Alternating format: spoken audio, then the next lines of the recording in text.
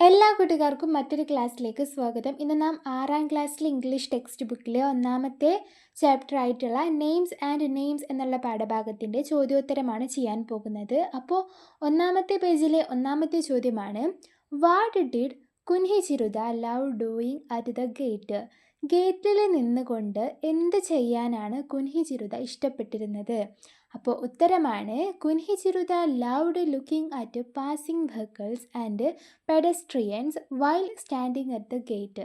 കുൻഹി Chirutha loved, Kunhi Chirutha ഇഷ്ടപ്പെട്ടു, looking at passing vehicles and pedestrians, കടന്നു പോയിക്കൊണ്ടിരിക്കുന്ന വാഹനങ്ങളെയും കാൽനട യാത്രക്കാരെയും നോക്കിക്കൊണ്ടിരിക്കാൻ, while standing at the gate, ഗേറ്റിൻ്റെ അടുത്ത് നിന്നുകൊണ്ട്. അപ്പോൾ അതാണ് ഒന്നാമത്തെ ചോദ്യത്തിൻ്റെ ഉത്തരം. രണ്ടാമത്തെ ചോദ്യമാണ്, what was the climate like? What was the climate like? എങ്ങനെയായിരുന്നു അപ്പോഴത്തെ കാലാവസ്ഥ ഉണ്ടായിരുന്നത്? അപ്പോൾ ഉത്തരമാണ്, it was the end of winter, അത് ശൈത്യകാലത്തിൻ്റെ അവസാനമായിരുന്നു. The air was warming up, വായു ചൂട് പിടിച്ചുകൊണ്ടിരിക്കുകയായിരുന്നു. But there was still the occasional cold wind, പക്ഷേ അപ്പോഴും അവിടെ ഇടയ്ക്കിടെയുള്ള ഒരു തണുത്ത കാറ്റ് ഉണ്ടായിരുന്നു. It had been a cold winter in New Jersey, ഇത് ന്യൂ ജേഴ്സിയിലുള്ള ഒരു തണുത്ത ശൈത്യകാലമായിരുന്നു. മൂന്നാമത്തെ ചോദ്യമാണ്, why did Kunhi Chirutha puzzled about the varying length of the day and night? എന്തുകൊണ്ടാണ് കുൻഹി ചിരുത മാറിക്കൊണ്ടിരിക്കുന്ന പകലിൻ്റെയും അതുപോലെ രാത്രിയുടെയും ദൈർഘ്യത്തിൽ കൺഫ്യൂഷനായത്? അപ്പോൾ ആൻസറാണ്, കുൻഹി ചിരുത വാസ് പസിൾഡ്, കുൻഹി ചിരുത കൺഫ്യൂഷനായി.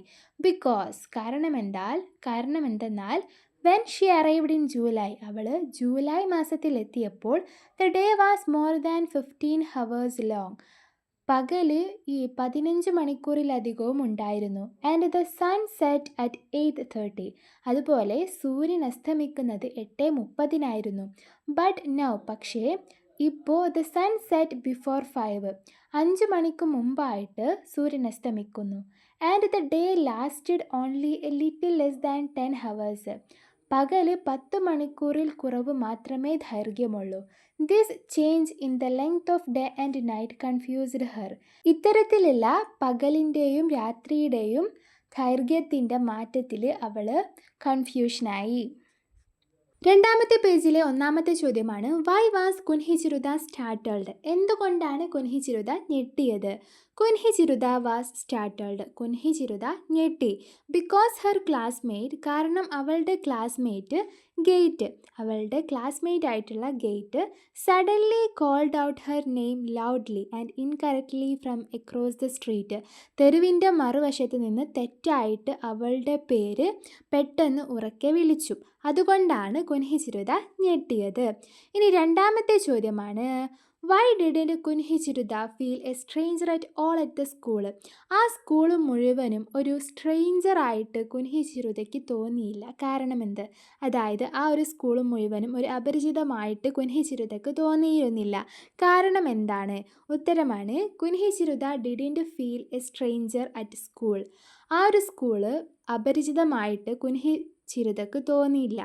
ബിക്കോസ്, കാരണം ഹെർ ക്ലാസ്മേറ്റ്സ്, അവളുടെ ക്ലാസ്മേറ്റ്സ് അതായത് സഹപാഠികളും ആൻഡ് ടീച്ചേഴ്സ് അധ്യാപകരും വെർ വെരി കൈൻഡ് ആൻഡ് ഹെൽപ്ഫുൾ, വളരെയധികം ദയയുള്ളവരും അതുപോലെ സഹായം ചെയ്യുന്നവരുമായിരുന്നു.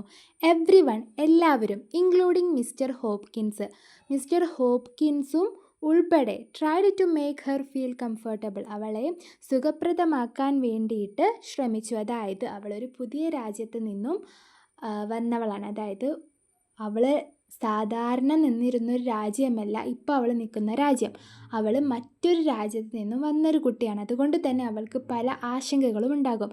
അതെല്ലാം ഭേദമാക്കാൻ വേണ്ടിയിട്ട് അവരിവളെ സഹായിച്ചു. അതുകൊണ്ട് തന്നെ അവൾക്ക് ആ ഒരു സ്കൂള് ഒരു സ്ട്രേഞ്ചർ, അതായത് ഒരു അപരിചിതം പോലെ തോന്നിയിട്ടില്ല.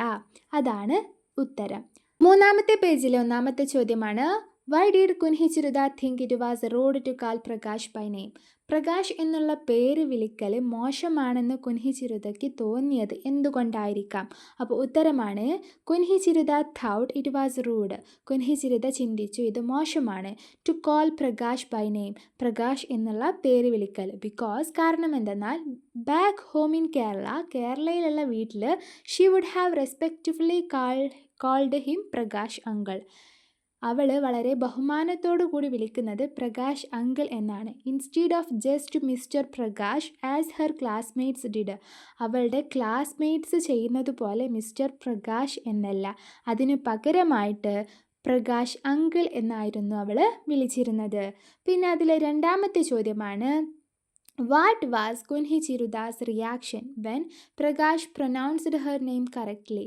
പ്രകാശ് അവളുടെ പേര് വളരെ കൃത്യമായിട്ട് ഉച്ചരിച്ചപ്പോൾ കുൻഹിച്ചിരുതയുടെ റിയാക്ഷൻ എങ്ങനെയായിരുന്നു? റിയാക്ഷൻ എന്ന് പറഞ്ഞാൽ പ്രതികരണം. ആൻസറാണ് കുൻഹിച്ചിരുത വാസ് ഡിലൈറ്റഡ്. അപ്പോൾ കുൻഹിച്ചിരുത സന്തോഷിച്ചു.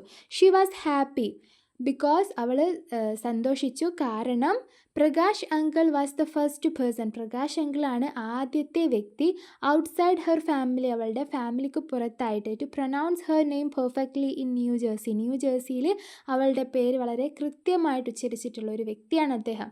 ഷീ നോഡഡ് ഹെർ ഹെഡ്, അവൾ അവളുടെ തല കുലുക്കി. ആൻഡ് ബീംഡ് അറ്റ് ഹിം, എന്നിട്ട് അവനെ നോക്കി. അതാണ് അവൾ ചെയ്തത്. എപ്പോൾ?